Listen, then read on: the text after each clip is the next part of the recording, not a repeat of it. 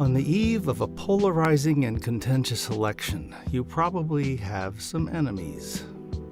In his Sermon on the Mount, Jesus called us to love our enemies, but to do so, we have to acknowledge that we have an enemy. Only then can we grapple with their actions, invite them to lay down their animosity, and open a path for healing, reconciliation, and unity. Join Sycamore Creek for this 5-week series to learn from Jesus how to have an enemy.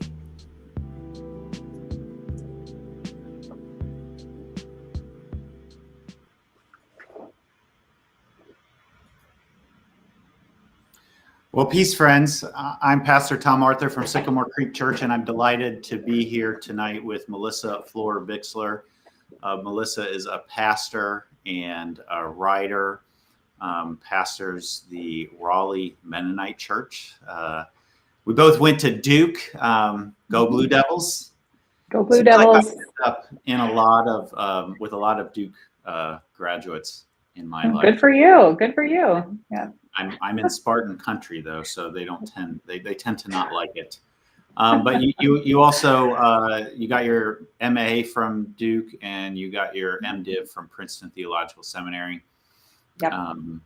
And we're here tonight to talk about your book, How to Have an Enemy. And we have here at Sycamore Creek been doing a series based on that book over the last 5 weeks. We picked that intentionally at this time. Of course, Tuesday is a big election. Whether you think of people who voted for you voted differently than you did as an enemy or not, I can pretty much guarantee that someone thinks of you that way. So here we are. Melissa, thank you so much for being with us tonight. And just as a kind of introduction, what are 3 things that we need to know about you to know who you are? Yeah, that's a great question. Yeah, a couple things about me. I guess sort of starting at the beginning. I just have really great parents who have been stalwart supporters of me and have I had really good formation with my parents growing up, so I'm really grateful for them. What does really great formation look like? That's not the average thing that someone would say. I had really great formation from my parents. Yeah, I was loved unconditionally, and my parents sat through a lot of radical changes and things I thought and believed, and just they taught me a lot of the virtues. They taught me patience. They taught me kindness. they modeled it with their lives, with their love for one another. And so I'm just like super grateful for them. And I don't feel like parents like that get a shout out all the time. So so my next live stream is going to be with your parents. Yeah, I don't even know why I'm here. My parents how did they do this? How did they end up with a daughter who didn't say my parents deformed me? But they're the best. I love them. Robin and Bill, you're the best. Right. So that's the first thing. You had really great parents. I did. Yep. I grew up in Virginia, have then lived a lot of my adult life in North Carolina. So a lot of my life and my politics and my faith are shaped by movements that happened in the South. The Black church tradition in particular, by union struggles, civil rights movements in the South. And so that's a part of my identity as well. Yeah. And then the last thing is that I've been in long-term organizing capacities and relationships since my 20s. So I started organizing in my 20s and really cut my teeth with the Industrial Areas Foundation, Saul Alinsky's model, but the possibilities of people across many differences being able to find their way to one another and make changes in their communities and their schools and their neighborhoods has always been a part of sort of what I imagine is one of the tools we have for the world that we want to live in. You mentioned a model by a particular person, and just unpack that a little bit for us. Who is that? What does that mean that you're a community organizer in that tradition? Sure. So Saul Alinsky was organized in the 30s and 40s in the Midwest, and really had this kind of a different sort of way of thinking about how to organize people. So sometimes we think about when we're gonna organize around an issue, like we're gonna say we want to stop climate change, so we're gonna organize around climate change, or we want to stop, or we want to have more affordable housing, so we're gonna organize around affordable housing. Alinsky had a very different model, which was what we're actually going to do is we're going to find people who can find similar values and commitments to one another. And then we can take on whatever issues we decide to come up with together. So instead of just when we do affordable housing, when we get what we want or we don't get what we want, we just disperse and the organization's gone. Instead, you begin with a power organization of all of these people from neighborhoods and schools and churches and mosques and all these people who say, we want to have a different world, a different community together. Let's get to know each other. Let's learn to trust each other. And then as the issues come up in our community, we can meet them together. So that model was called the Industrial Areas Foundation. Okay. And that was sort of my earliest experiences of organizing with IAF. That sounds a little bit like in an earlier version of myself, I was going to go and do a PhD in community psychology and study under a professor who had an ecological approach, which was to include the people you're studying in the design of the study. So instead of being the objective researcher, you were gathering the community together and saying, what do you want to know about yourself? That's right. All right. So you come from the Anabaptist Mennonite, the Mennonite tradition, which is in a broader Anabaptist tradition. And I think that many people who are watching this may only know of Mennonites as like close to Amish, and you don't look particularly Amish. So, I should work on that, I guess. Okay. What is Mennonite? Tell us a little bit about the Mennonite tradition and the broader Anabaptist tradition as it goes back to the 16th century. Yeah, we're having our 500th birthday next year. Wow. Okay.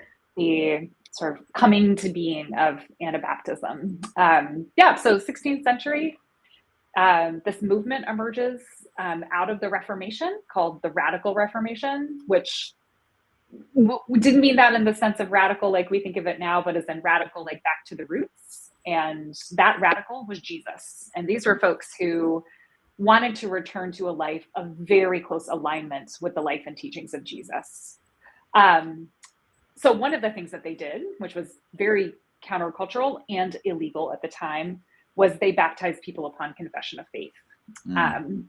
And because the baptism records were also the records for taxes and for when you needed to raise a standing army, you used these records.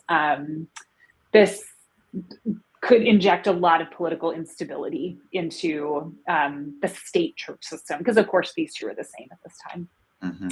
So Anabaptists, they weren't called that yet. These people got in a lot of trouble. There was some name calling. They called them rebaptizers. They did not think of themselves as rebaptizers. They were just doing what Jesus told them to. But that is the name Anabaptist, and it kind of stuck. Anna meaning and Baptist meaning baptized. Yeah. So not anti-Baptist, but Anabaptist. Anabaptist. Rebaptizers, right. But one church magistrate called us a horde of rabble-rousers. I felt like that would have been a better church name, but we got Anabaptist instead. And but as a result of this, like we ended up in a deeply persecuted tradition. So one of the people who managed to live long enough to form a church was this guy Menno Simons, and we're named after him. But honestly, there were not a lot of options. Over 90% of the leaders of Anabaptism were killed in the first 10 years of the movement. And so it's always been a church on the run. We sort of know about ourselves through disputations and defense documents. Like nobody had the opportunity to just sit and write theology. Like we know about ourselves through court records from the 16th century, which is a very different kind of formation than say like Lutherans. Like Luther gets to go right in a tower for the next 50 years, right? There's no one really like that for Anabaptism. You're not you don't have the pieces of the state supporting you to protect you when in fact they're persecuting you. None of that. Out of that comes what's often the sort of peace known as the peace tradition, or maybe in vernacular being pacifists, or maybe if you've studied a little more, active nonviolent resistors. Tell us about the peace tradition. Yeah, so the peace tradition includes Anabaptists, but Quakers are also in the peace tradition, and a lot of these other smaller Anabaptist groups like the Hutterites and the Bruderhof, the Amish, of course, the Brethren in Christ. And these are all traditions that sort of had some core commonalities among them. I would say, except for the Quakers who do not baptize by water, but baptism upon confession of faith, pacifism, so refusal to pick up the sword against your enemies, simplicity, so not wanting to live above your means and treat the earth with care, and the priesthood of all believers. So we have a non-hierarchical polity in our church. The I'm a priest among priests, which can be very awkward at times, but that is just what it is. So those are some of the things that have been consistent for us throughout time, even though the emphasis of those has changed in different ways. Yeah. I think one of the things, so I was first introduced to Anabaptist tradition, the peace tradition, Mennonites when I was at Duke Divinity School, and I encountered this really robust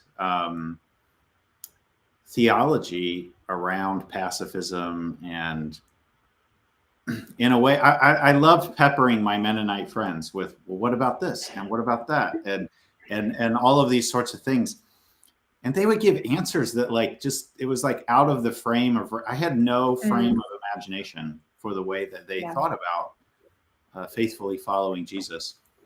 And it was wonderful because when you've grown up in the church, you think you've heard everything. And then you realize, oh, wait, no, I haven't heard all the answers to all the questions I've asked. Sure. And I think in the end, they won me over. Okay. And so thanks for being that. One of One of the groups that we reach a lot of are people who might say they're spiritual but not religious, or they might go even a step further and say that one thinker that we have studied describes them in this way, that their spiritual perspective is that religious truth or spiritual truth is buried beneath an avalanche of religious hypocrisy. Yeah. And I wonder, as you think about your own tradition, what resources does it have for that person who thinks that spiritual truth is buried beneath an avalanche of religious hypocrisy? Yeah. I think from the Anabaptist tradition, one of the words that we talk about pretty often is witness, that our tradition bears witness to Jesus in the world, just regardless of the consequences, which have been dire for Anabaptists.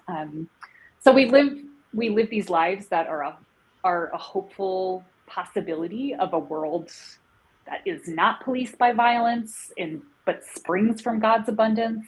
And so I think we're very materialist in this way. Like this is very concrete to Anabaptist communities. And you may have heard this story before, so if you've told it, but let me offer it to you. There's a sort of famous story that we tell in Anabaptism about this traveling evangelist who's going from door to door, and he's knocking at these houses and asking, "Excuse me, sir, excuse me, ma'am, are you a Christian?" And he ends up knocking at the door of this old Mennonite farmer, and the evangelist says, "Sir, are you a Christian?" And this Mennonite farmer pauses, and then he sort of gestures to the house next door. He says, "You'd have to ask my neighbor." And that feels very salient of the peace tradition. I actually don't know that there is a real sense of spiritual truth in the way that we're kind of thinking about it as something that I guess just maybe not as high a priority as living a life that is perceptively Christ-like to those around us, right? And to do that together in ways that we can hold one another accountable, where we can be truthful about our lives and our jobs and how we spend our money. And so I think there's a real sense of the way that that faith is a material reality that we live out every day, would feel a little bit more in line with Anabaptism. I've heard that story before, but I've forgotten it.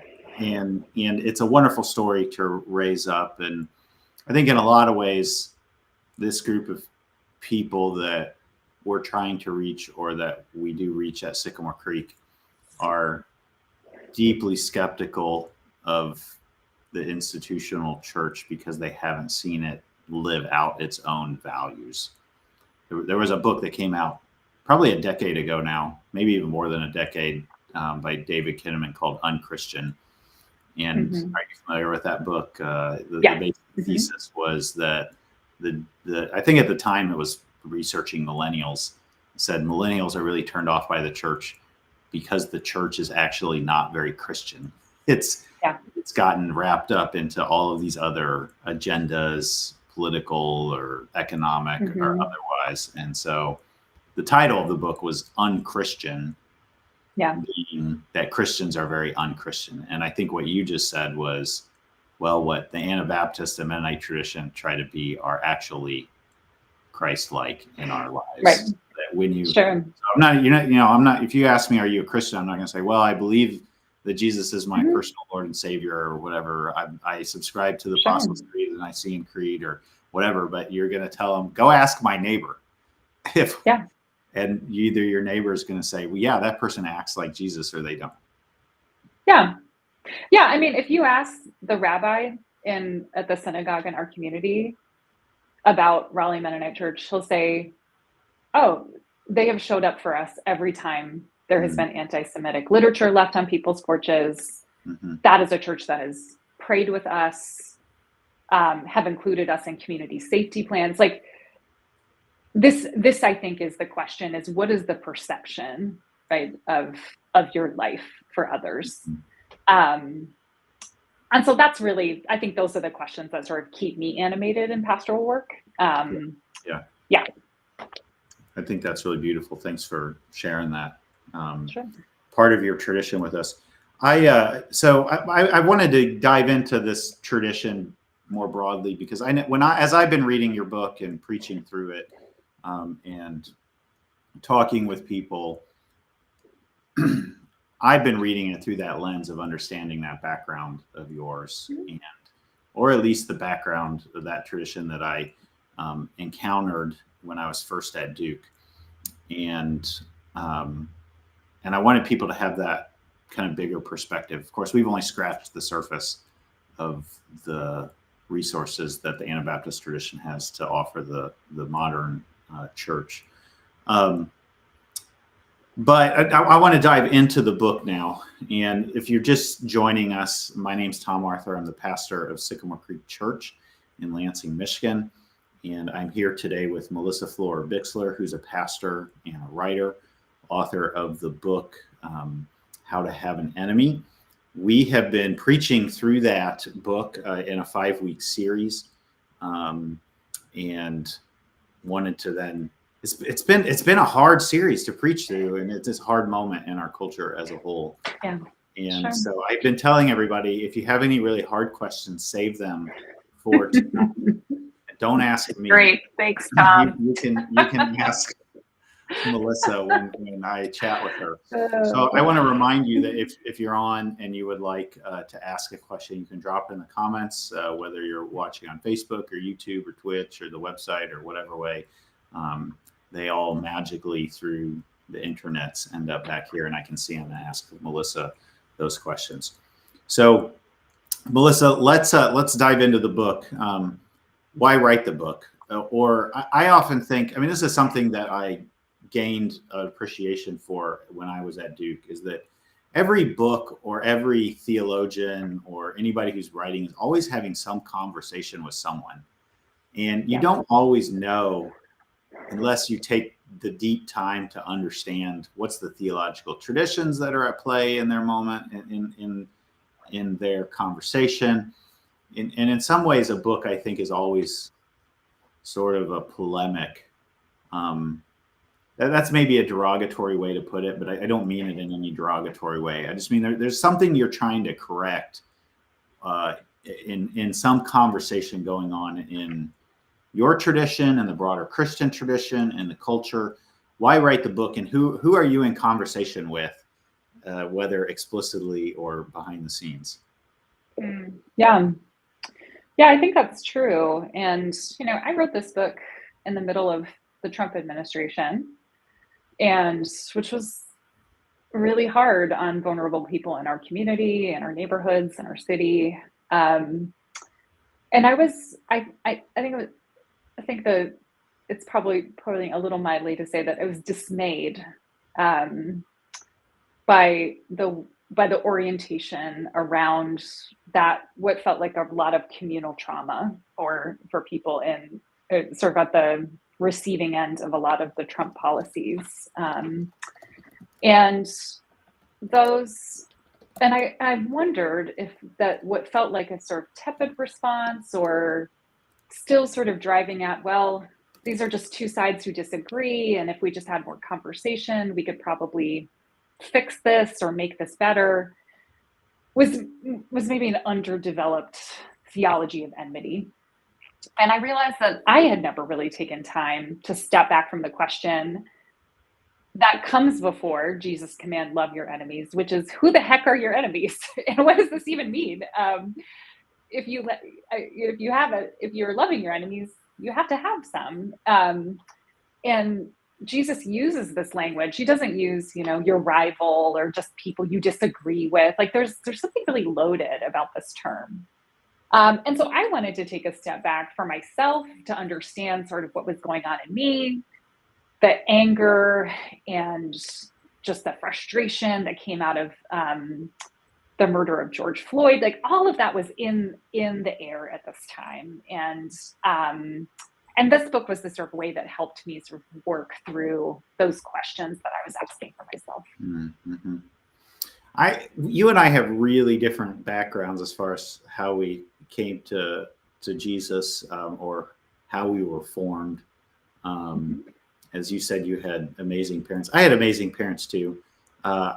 They formed me well in some ways. In other ways, there was some significant deformation. But there's a way in which I grew up in sort of, I'd say, broadly evangelical churches, kind of an evangelical mutt. We were not particularly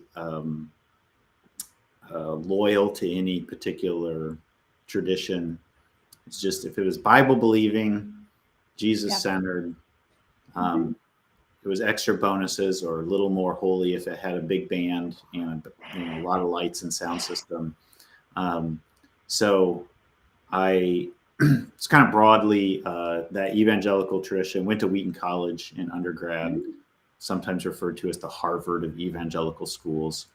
My spouse actually went there too. Just so really? So, okay. Yeah. What year did he graduate? Now I'm asking for ages. Sorry, that's do you know? Yeah, 2002. Okay, rather. Just a little. I was there. I graduated in '97. My wife in '95. So okay. So you at least married into whatever that evangelical. I know sometimes Mennonites can be in that mix. Oh yeah, totally.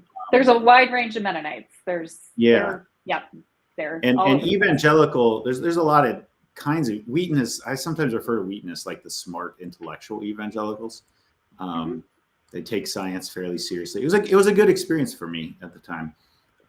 But and it was very formative, but I became very dismayed at I think, what was it? The 81% of white evangelicals that voted for Trump. And I just wondered how you can think about, oh my gosh, now I'm forgetting his name. He's that, he's a professor at Wheaton now. He was a researcher with Lifeway that talked about the great flip-flop around character, that I grew up in evangelicalism that couldn't thought, like Bill Clinton his character disqualified him because of his infidelity to Hillary Clinton.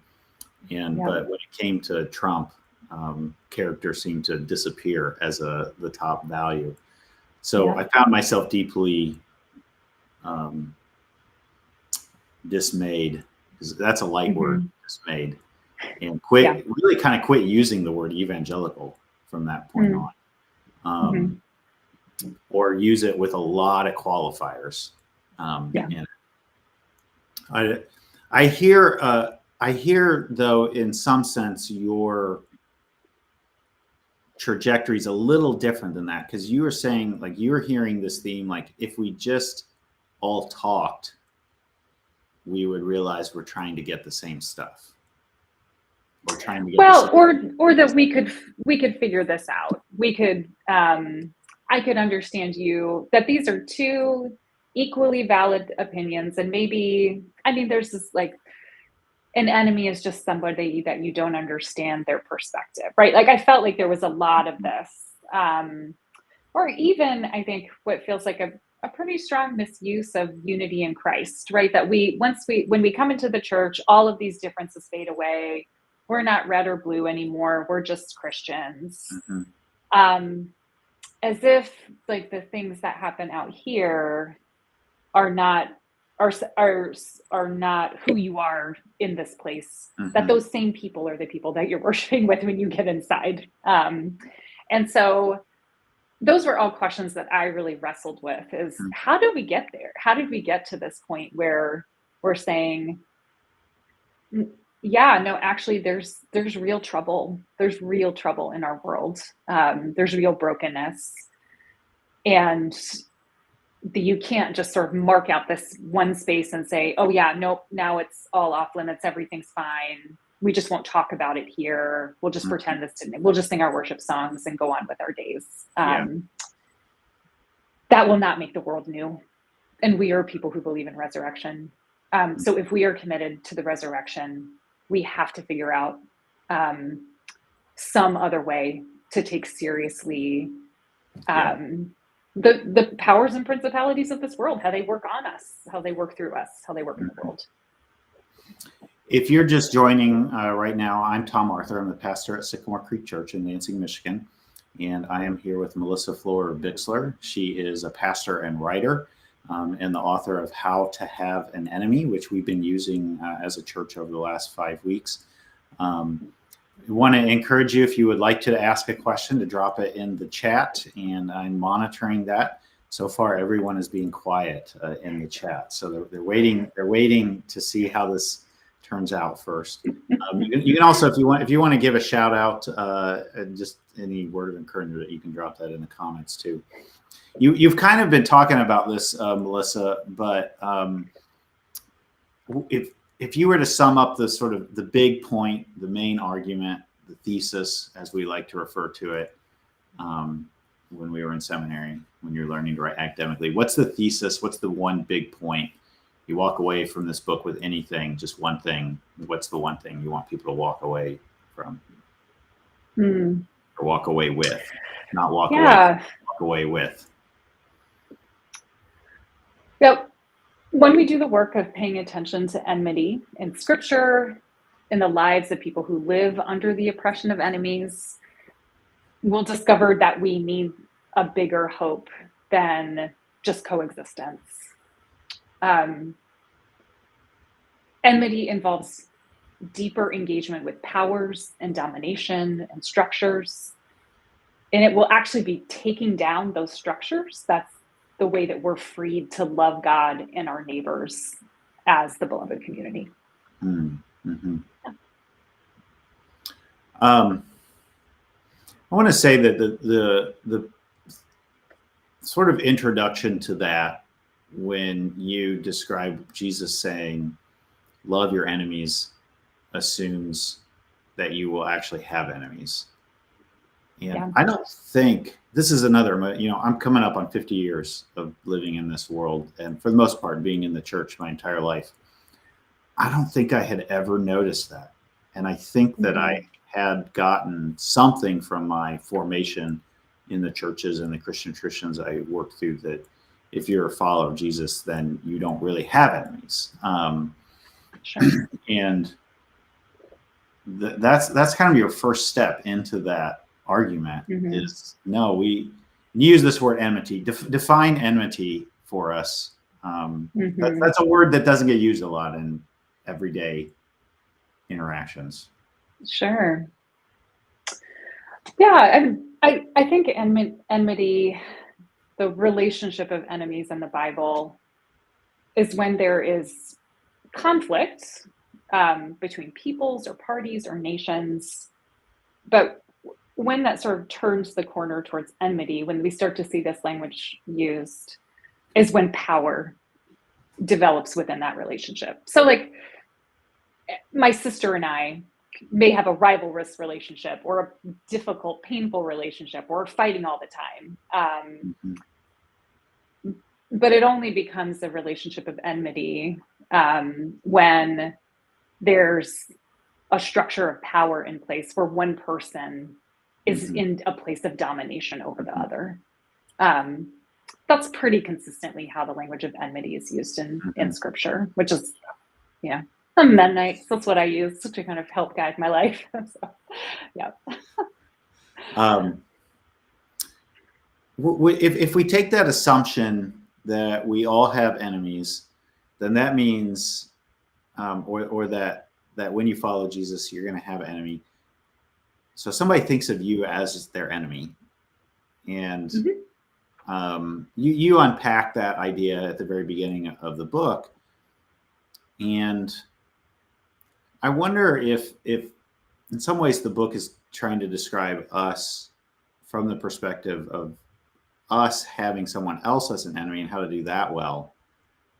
I wonder if there's a way that you could turn that the opposite way and say, what does it mean to be someone else's enemy well? When someone considers you their enemy, what does it mean to do that well? Or what does it mean to witness to Christ when someone considers you their enemy? And you point out, rightfully so, I think, that just by being a United States citizen, you're somebody's enemy in this world.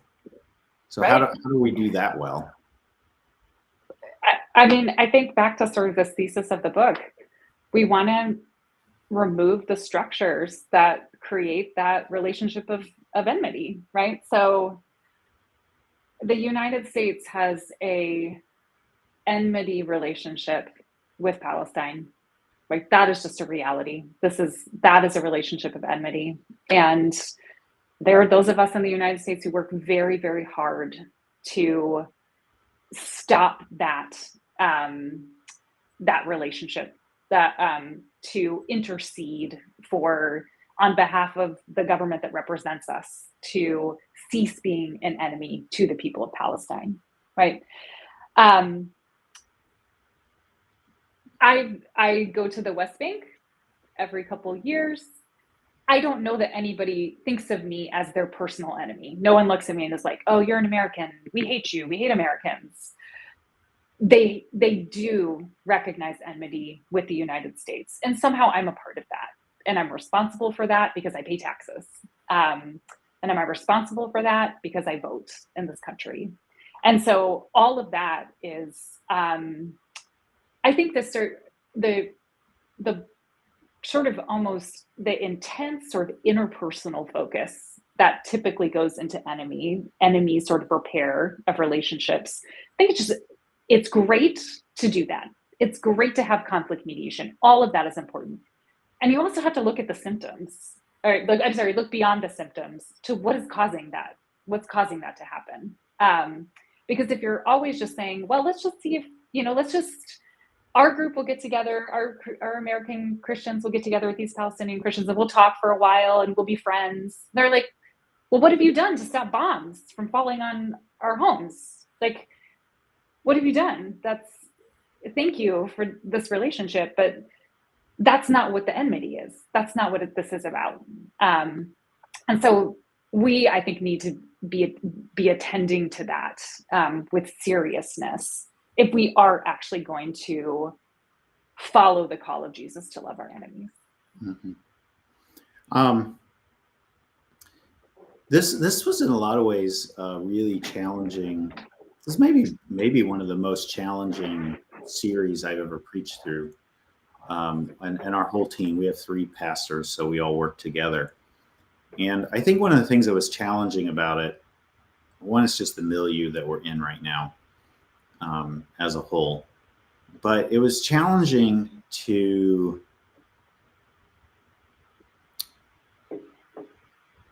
not preach or communicate in a way that reinforces or reinforced the sort of worst tendencies in our culture on both sides of any particular conflict, which maybe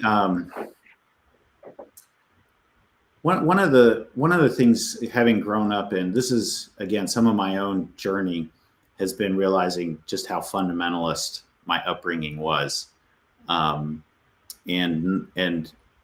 fundamentalism, I think, is characterized by a kind of certainty that you're right and everybody else is wrong.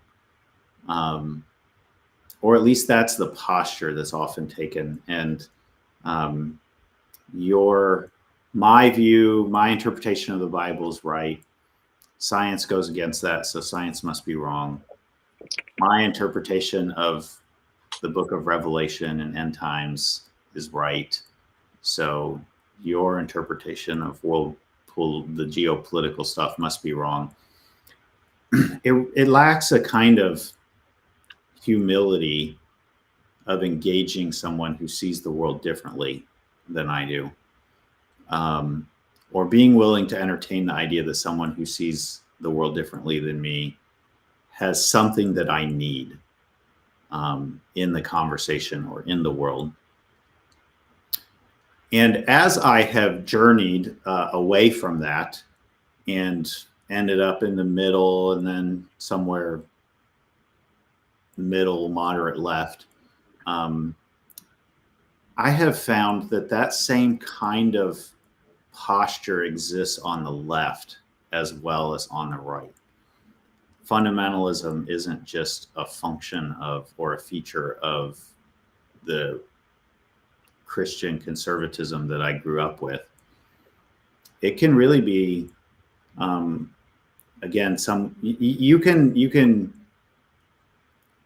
the right doesn't have a monopoly on lack of humility in engaging people that disagree with them. And so preaching through this, when you label someone an enemy, or when you understand someone as an enemy, it has a pitfall, it feels like, or potential to then stop listening to them and thinking or believing that they have something to contribute to my life or this world in this conversation.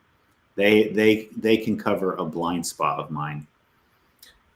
This is probably true in the messy middle as well, because I think it might show up differently in that the middle's like, well, there's always this side and that side, so we can't really get anywhere. So, and maybe that's the sort of what you're wrestling with in this book, or who you're in conversation with. I think about like Martin Luther King Jr.'s letter from Birmingham jail, where he says, like, my worst, I'm not sure he uses the word enemies, but the people who cause him the most discouragement are the moderate whites, moderate white Christians who just remain silent. So I think you're wanting to push out of the middle of that kind of, if we could all just talk, or if we could all just maybe not talk while we're worshiping Jesus and singing songs, then we'd be okay and we'd be unified.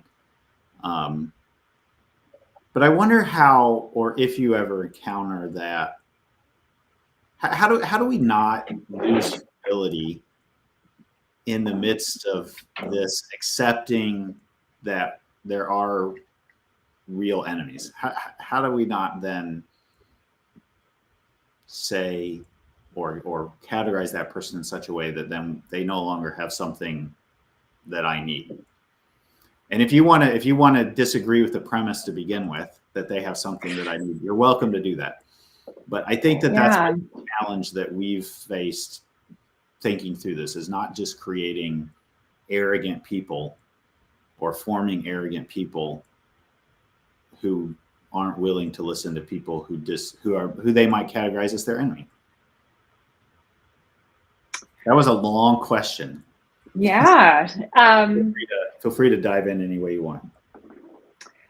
Yeah, no, I do think that there are many, many different ways to make our world just, to make our world peaceful. Not everyone agrees with me on how to do that. And I think working together towards goals of peace and justice takes an incredible amount of compassion and humility and openness to failing. You try things and they don't work, and then you have to try something else, right? And so I do think that within organizing, within church life, there is always just this tremendous amount of need, not only for, I would say, not really even just for humility, but a real openness to the work of the Spirit among us, right? That of listening, of very close listening to each other. And I think I want to caution against associating certain convictions with fundamentalism. I actually think it's okay to think that mass deportation is not only morally wrong, but sinful. I am from a religious tradition that experienced mass deportation from lots of places over hundreds of years. And I think that because I'm a Christian, because I'm a follower of Jesus. And that's just how Jesus says we shouldn't treat strangers and aliens that way. I think it's okay to believe that anti-gay theology is not only morally wrong, but sinful, right? This is nativist, racist ideology needs to be repented of. It needs to be repented of by all of us. And I think that's a reality within this too, is that, of course, the people who are spending all this time with Jesus are actually the worst, right? They're constantly like, I was just preaching on James and John and Bartimaeus a couple of weeks ago from the lectionary. And they're like trying to they've been hanging out with Jesus for 3 years and they want to be on his left and right hand in power, right? Like there's always this sense of this work of repentance. Repenting of racist ideology is not just something that happens out there. It happens in here. It happens in our church. We got a grant to spend a year looking at anti-racist worship practices in our community, right? Like we really wanted to commit to that internal work for us too, because if we can't form a life in here that is accountable and knows how to be in conflict and knows how to love each other and knows when to tell each other no and when to say yes, and if we can't do that in here, how are we ever going to expect that to happen in the world, right? If we can't even figure out that life together in the church, it's a totally ridiculous thing to expect a world where we don't need police because we figure out other ways to deal with the way that harm happens in our community, right? You have to do that inside first. You have to do that internally. And I think we want everyone to be freed. Everyone, ourselves, our neighbors, our world to be freed from these powers and principalities that work on all of us. So yeah, I think that's what I hope for, what I long for your church, for mine, for all of us. Yeah. Thank you. That's really beautiful. If you're just joining us, I'm Tom Arthur. I'm the pastor at Sycamore Creek Church in Lansing, Michigan. And you can connect with us on our website, or you can search for these hashtags, SCCMI or S. My campus is the Eastwood campus, so it's SCC Eastwood. I'm here with Melissa Florer-Bixler, who's a pastor and a writer. And you can find out more about her at melissaflorerbixler.com. But I would love to ask her some of your questions. And we got a fair amount of people watching, but nobody's put any questions yet. So I'm going to keep talking until y'all tell me what to ask her, because I have plenty of questions for her. One of the things, Melissa, that I'm curious about, our church. So your church is in Raleigh. I assume it's a fairly urban space that you're in. When I was in Durham, we attended the historically Black church in East Durham, and we lived in a new monastic community in East Durham as well for 3 years. I love the city. That's where my heartbeat is at. There's so many things that are amazing about it. My campus, our church has 3 campuses. My campus is kind of straddles maybe a suburban urban culture. Our urban campus, we have a South Lansing campus that is firmly in an urban footprint. But it's the original campus, the first campus we had, and our church was started in 2000 as a church plant out of a suburban church. So a good portion of the people who have been around for a long time have a kind of suburban culture, but then the neighborhood is very urban that it's in. And then several years ago, we had a rural church that came to us and asked us, or sort of small town, rural community, said, would you adopt us? And we did. And so now we have a footprint.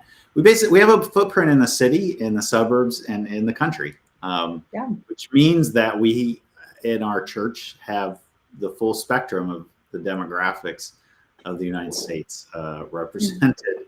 And I think at its best, that's a strength that we have, because if we need, you talk about a demonstration plot in your book, and the church being a demonstration plot, and we have the opportunity to be a demonstration plot for how do we do this this reign of God, this kingdom work across those different demographic lines.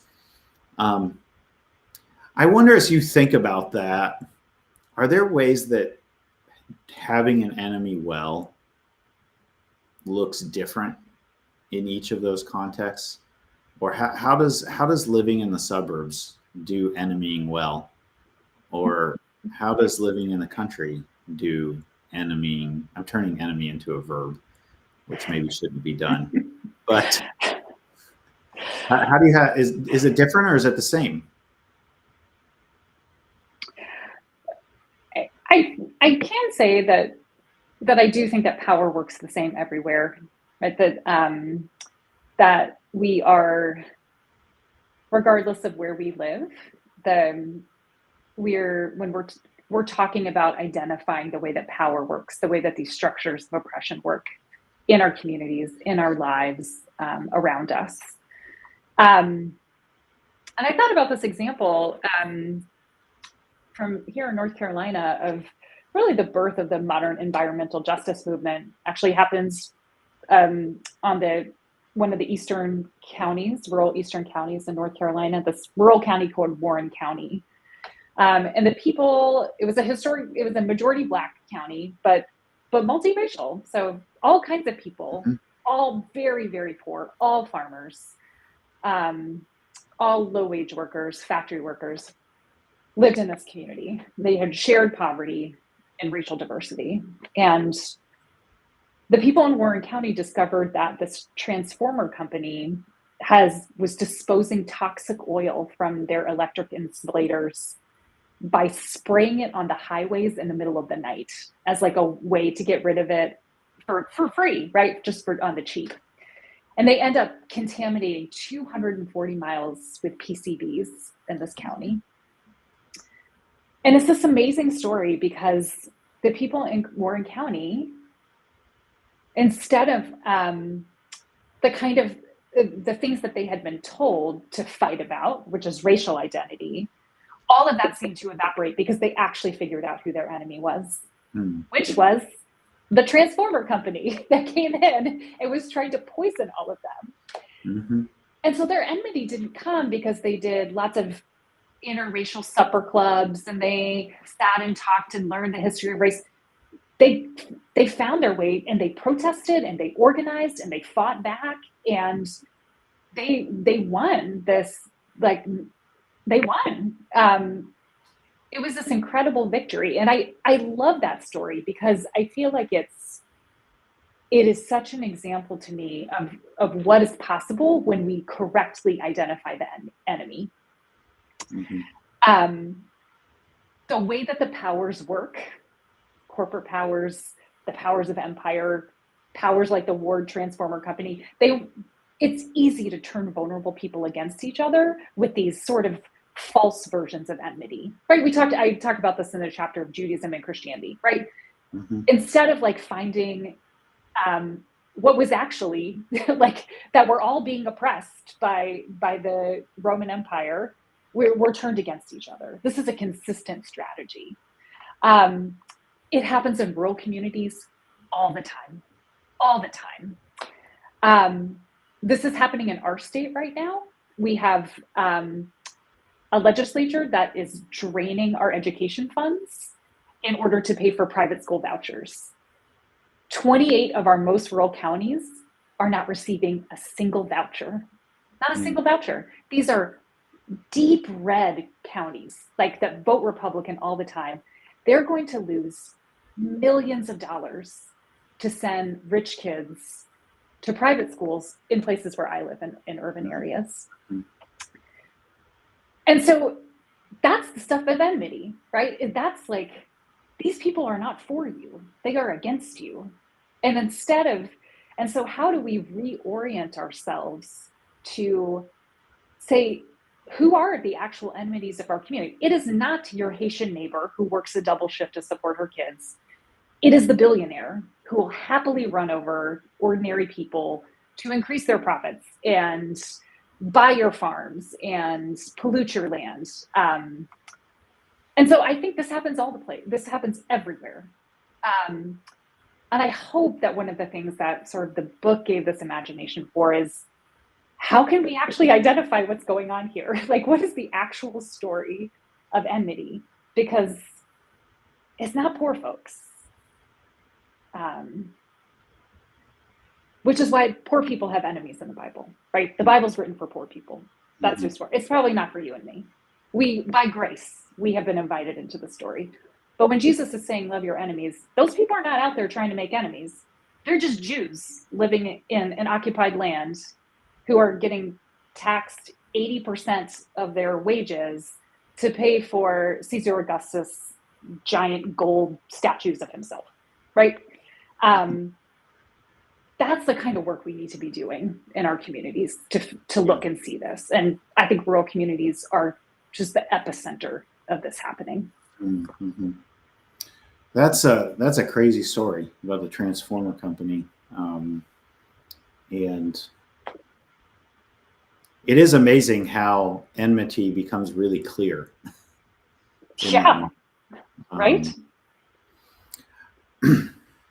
I really intellectually want to talk to you about Dietrich Bonhoeffer, but I'm not sure that that's in the direction of where people are thinking right now. So I'm going to jump to my last question, which is, they are probably going to be asked to watch that Angel Studios movie. So if you want to talk about it, I'm happy to clear up any Dietrich Bonhoeffer misconceptions before the movie drops. There's an Angel Studios. There's a movie coming out about Dietrich Bonhoeffer, and I think they're going to say some kind of shady things about Bonhoeffer, but that's okay. It's totally up to you. You do what you want to do. Well, I think where people are really at right now is not Dietrich Bonhoeffer and the sort of challenge of his unsuccessful attempted assassination of Hitler and how that engages pacifism and the Anabaptist tradition. Where people are really at is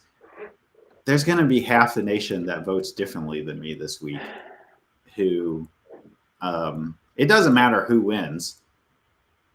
We are a split nation, and we're in Michigan, which is a split. Yeah, that's true. That's true. Yeah. And on Tuesday or Wednesday or Thursday or Friday or whenever, or after this all drops, whatever challenges are made or are already being made, yada yada, we know all that. How do we engage with people who voted differently than we do when we wake up on Wednesday? How do we witness, do you think, to Christ in that moment? Yeah. Yeah, I mean, I think that even today that reality exists, right? That there is a sense of, although I would say probably not, I don't know if this is, I think there are some people who feel like they hope it goes their way, they hope it doesn't go this other way. And there are people who feel like the people who vote in the opposite direction of them are engaging in serious harm towards our country, towards other people. And I think one of the places where I think it's just really important for us just to be honest with ourselves about what that world is going to look like on Wednesday or Thursday or Friday into 2025. And that one side of that divide has talked about turning the military on US citizens and mass deportations based on xenophobic lies and punishing political enemies and states that don't align, arresting peaceful protesters. And I think it's important to say we're not really talking about just two different points of view, right? And so maybe the question that I'm sitting with that feels more significant to me than what am I going to do with my neighbor who voted for Trump is how do we develop webs of care and concern for vulnerable people in our communities? How can we begin to build resilience and resistance in the face of a despotic politics? What disciplines do we need to show up for people who are in danger in our community? I think if those are the questions we're answering, I don't know that we're going to have a lot of time for anything else. I think that will be most of our time. We'll be figuring out how to keep people safe. And I also think that if the election goes a different direction, we have the possibility of using the tools at our disposal to make a good world for people, to make our world better, to make our planet cleaner, to pressure our elected officials about what's happening in Gaza. It's another tool that we have for the work of justice and peace.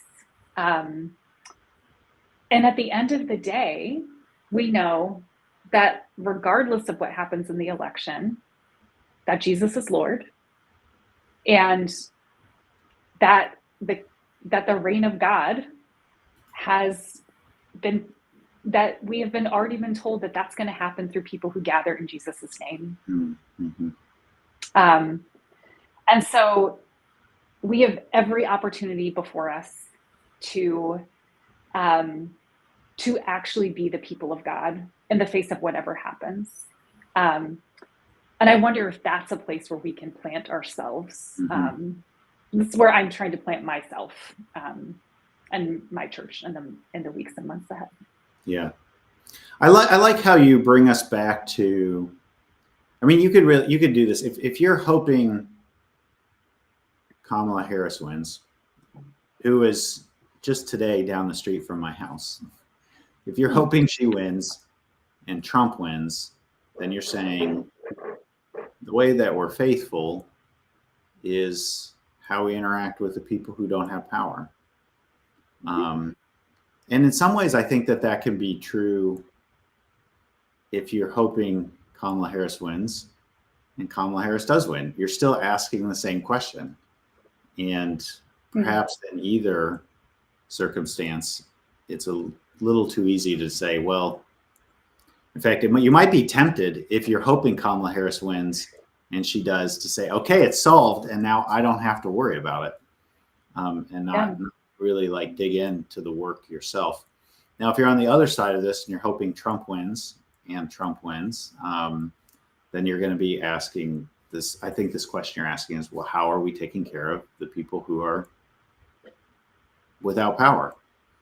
And if you're hoping Trump wins and Kamala Harris wins, then the same question still applies. It really applies. You're sort of taking it some ways. It's not, I don't know that I'm hearing you say that election or politics don't matter, but you are still asking us, what are you doing to build the kingdom of God amongst those who are powerless? Am I hearing you right? Yeah, I mean, the way that I sometimes talk about elections, political leaders, is this language of tools. It's a tool that we have in our toolbox. Some tools are easier to work with than others. Some tools are a lot easier for the world that I want to see. I want to see a just and peaceful world. I want to see a world without poverty. I want to see a world where everyone has a place to sleep at night. I want a world where people can come into this country who are fleeing danger and have the opportunity to build a life. That's the world I want. Some politicians are going to make it a lot easier for me to work towards that world. No politician is ever going to just do it for me, ever. In this case, one of the candidates will make it significantly easier for me will be a significantly easier tool in my toolbox, useful tool for me. And that isn't the end of the game. That is never the end of it. And for 2,000 years, Christians have figured out how to be the faithful in the midst of some really terrible situations. They have loved people and stuck around during the plague to take care of people. They have loved people and fed people in the midst of horrific circumstances caused by the government. And we can too. We can do that too. Yeah. So how do people stay in touch with you? Of course, you got your website, melissaflorer-bixler.com. Are you on any socials? Are you on Substack? Or are there ways that... I am on Substack. Yep. I think you can just look me up on there if you want to read some more stuff. And I'm on Instagram, and you can see my cute cats on there. And my kids aren't that cute anymore. They're older now, but yes, but they're still great. So yeah. All of that stuff. So we have a couple of upcoming next steps for our church. The chapter on anti-Semitism and so on sparked us to set up a visit with our local synagogue. And so coming up here, we're going to be heading to Congregation Sherry Zedek with Rabbi Amy Bigman.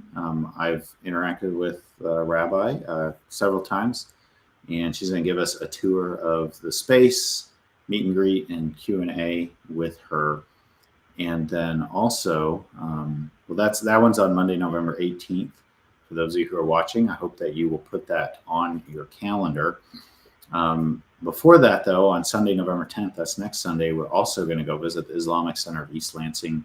And Imam Shohail is going to do a meet and greet tour and Q&A. And it's at 7 o'clock. He said that the final prayer time is at 7:30 for the day. So we'll have a chance to observe that and then do some Q&A with him afterwards. So trying to build some of those bridges with really groups that Christians have not always done well with. That's really wonderful. Yeah. So I hope that you will put those on your calendar. Not you, Melissa, although you're welcome to come. Thanks.